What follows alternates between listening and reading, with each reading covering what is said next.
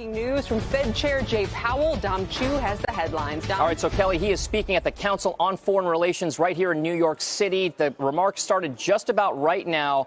In it, he will speak for the first 10 or 15 minutes with prepared remarks saying that the Fed will act as needed to sustain the economic expansion in the United States.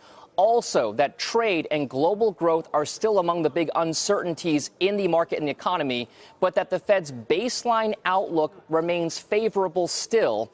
Also, that the economy has performed reasonably well so far this year, but that they are still grappling over whether uncertainties, like we mentioned before, will continue.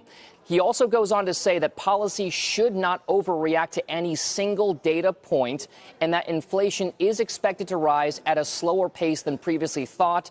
There were changes to the policy statement that were made and that they were significant back at this last Fed interest rate discussion. As you are seeing there, we have the New York Times and Neil Irwin getting ready to preside over this Q&A session and their prepared remarks. I would also point out something interesting, Kelly. Jerome Powell, right off the bat, will talk about Fed independence, saying that the Fed is insulated from short-term political pressures, what is often referred to as our independence.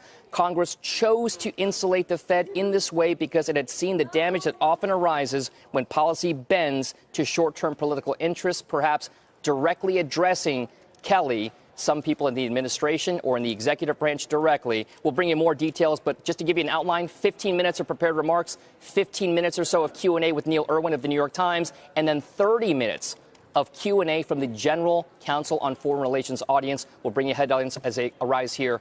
Very much, Kelly. An interesting response here. We'll send things back over to you. All right, Dom, thanks. And we are seeing an immediate market reaction to this. For more on